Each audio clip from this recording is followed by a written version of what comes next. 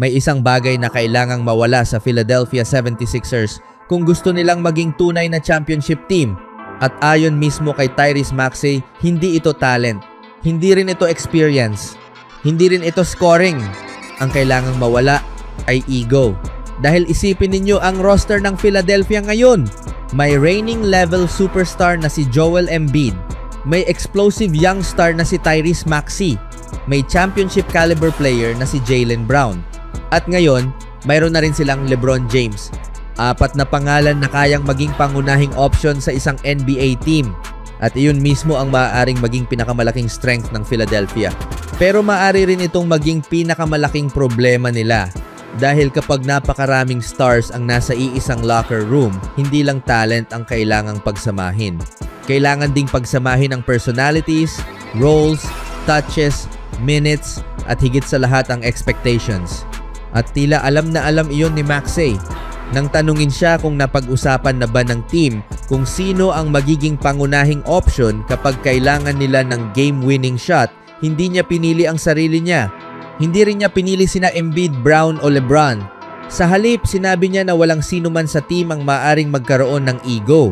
At iyon ang maaring maging pinakamahalagang statement mula sa bagong look 76ers dahil hindi ordinaryong roster ang binuo ng Philadelphia. Tingnan natin kung gaano karaming accomplishments ang nasa iisang locker room. May 2 players na nanalo ng regular season MVP. May 2 players na may finals MVP awards. May Olympic gold medal winners. May multiple all-stars. May all-NBA players. At may mga player na kayang mag-average ng mahigit 25 points kada laro. Ibig sabihin, halos bawat superstar sa roster ay may legitimate reason para sabihing, bigyan ninyo ako ng bola. Pero hindi iyon ang magiging formula para manalo ng championship. At iyon ang challenge ng Philadelphia. Hindi kung kaya nilang umiskor. Ang tanong ay kung kaya nilang magsakripisyo. Dahil sa isang team na may ganitong level ng talent, may kailangang magbawas ng shots. May kailangang tanggapin ng mas kaunting touches. May kailangang maging willing na mag-defend kahit hindi siya ang pangunahing offensive option. At may mga pagkakataong kailangang tanggapin ng isang superstar na hindi siya ang kukuha ng final shot. Dito magiging napakahalaga si Tyrese Maxey. Noong nakaraang season, siya ang leading scorer ng Philadelphia na may average na 28.3 points per game. Si Joel Embiid naman ay nag-average ng 26.9. At si Jaylen Brown, 28.7 points per game ang kanyang average noong nakaraang season na naglagay sa kanya bilang isa sa mga pinakamapanganib na scorer sa buong NBA. Samantala, kahit nasa ika, 23 season na ng kanyang career, nagawa pa ring mag-average ni LeBron James ng 20.9 points bawat laro para sa Lakers. 4 na players, lahat capable umiscore ng 20 plus points. At dito nagsisimula ang tunay na challenge. Dahil hindi naman pwedeng 4 silang lahat ay maglaro na parang sila ang number 1 option. Hindi iyon sustainable. Hindi rin iyon ang pinakamagandang paraan para gamitin ang kanilang talent. At maaring ito ang dahilan kung bakit napakahalaga ng sinabi ni Maxey, kailangan daw bumaba ang ego at gawin nila ito collectively. Simple pakinggan. Pero sa NBA, napakahirap gawin. Dahil hindi madaling sabihin sa isang superstar na, ngayong gabi, hindi ikaw ang magiging pangunahing scorer. Mas mahirap pa kapag nasa playoff game na. Isipin ninyo ang isang close game sa 4th quarter. May possession ang Philadelphia. Sino ang kukuha ng bola? Si Maxey ba? Si Embiid? Si Brown? O si LeBron? At ang sagot ay maaaring magbago depende sa matchup. Kung kailangan nila ng isolation, maaaring ibang player ang gamitin. Kung kailangan nila ng post offense, maaaring kay Embiid mapunta ang bola. Kung kailangan nila ng downhill attack, maaaring Brown o Maxey. At kung kailangan nila ng experience at decision making sa final possession, alam naman nating may isang player sa roster na ilang dekada nang gumagawa niyan. Si LeBron James. Pero ang magandang bagay dito ay hindi naman kailangang magkaroon sila ng permanenteng hierarchy. Sa halip, maaaring maging flexible ang kanilang offense.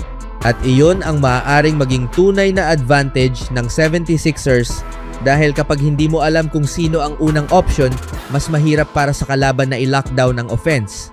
Kapag binantayan ng husto si Maxey, may Embiid.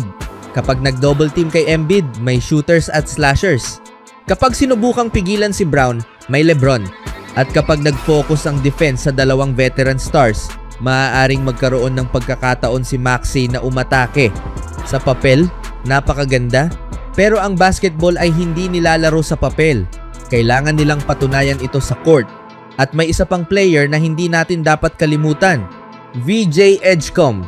Isang young talent na maaring magkaroon ng malaking role habang natututo siyang maglaro kasama ang ilan sa pinakamalalaking pangalan sa NBA. At ito ang interesting sa Philadelphia. Hindi lang sila nagdagdag ng stars, nagdagdag sila ng mga player na kailangang matutong mag-adjust sa isa't isa. Kaya ang unang bahagi ng season ay maaaring hindi agad maging perfect. Maaaring may mga laro kung saan mukhang unstoppable ang offense, pero maaari ring may mga laro kung saan mapapansin mong masyadong maraming isolation, masyadong maraming dribbles, masyadong counting ball movement. At doon nating malalaman kung gaano kaseryoso ang sinabi ni Maxey tungkol sa ego. Dahil madaling sabihin na walang ego. Pero iba ang sabihin iyon sa press conference at iba ang gawin iyon kapag ikaw ay may average na 28 points at biglang bumaba ang iyong shot attempts. Hindi na sapat ang pagkakaroon ng superstar. Hindi na sapat ang pagkakaroon ng veterans. Kailangan nilang maging isang tunay na team. At maaaring si Maxey mismo ang isa sa mga taong pinakamahalaga sa transformation na iyon. Dahil kung ang isang 25-year-old star ay handang magsalita tungkol sa sacrifice at collective basketball, nagbibigay iyon ng magandang signal. Pero kailangan ding gawin iyon ng lahat. Kasama si Embiid, kasama si Brown, kasama si LeBron, at kasama ang buong roster. Dahil kung may isang superstar na hindi willing mag-adjust, pwedeng masira ang buong chemistry. At ito ang irony ng super team. Habang dumarami ang talent, hindi laging gumaganda ang team. Minsan, mas nagiging komplikado pa. Ang challenge ng Philadelphia ay gawing advantage ang kanilang napakalaking talent sa halip na maging problema. At kung magagawa nila iyon, maaaring napakalakas ng ceiling ng team na ito. Imagine ninyo ang isang playoff series kung saan hindi kayang i-double team ng kalaban si Embiid dahil alam nilang may Maxey at Brown sa labas. At kapag sinubukan nilang i-pressure si Maxey, maaari nilang harapin ang size at playmaking ni LeBron. Kapag naman nag-focus sila sa dalawang veteran stars, maaaring magkaroon ng openings para sa ibang players. Iyon ang klase ng offensive versatility na maaaring maging nightmare para sa isang playoff defense. Pero may kondisyon. Kailangan nilang tanggapin na hindi lahat ay magiging superstar sa bawat possession. At iyon ang tunay na meaning ng sinabi ni Maxey. Hindi niya sinabing walang superstar sa Philadelphia. Ang sinabi niya, kailangang mawala ang ego. Dahil kapag nagsimula na ang season, hindi awards ang mahalaga. Hindi kung sino ang may pinakamalaking pangalan. Hindi kung sino ang may pinakamaraming points. Ang mahalaga ay kung sino ang makakapag-adjust para manalo at maaaring iyon ang magiging defining characteristic ng bagong Philadelphia 76ers. Hindi sila magkakaroon ng problema sa talent. Ang tanong ay kung paano nila gagamitin ang talent na iyon. Kaya habang papalapit ang bagong season, wag lang nating bantayan kung gaano karaming points ang makukuha ni na Maxey, Embiid, Brown at LeBron. Bantayan natin kung sino ang willing magparaya. Sino ang willing mag-pass sa halip na mag-force ng shot? Sino ang willing gumawa ng dirty work? At higit sa lahat, sino ang unang magsasabing, okay lang, ikaw muna. Dahil maaaring iyon ang tunay na sukatan kung championship team nga ba ang Philadelphia. At kung talagang maibaba ng 4 na stars ang kanilang ego at matutong maglaro para sa iisang objective, maaaring magkaroon ang 76ers ng isang roster na napakahirap talunin sa 7-game series. Ano sa tingin nyo mga kaibigan?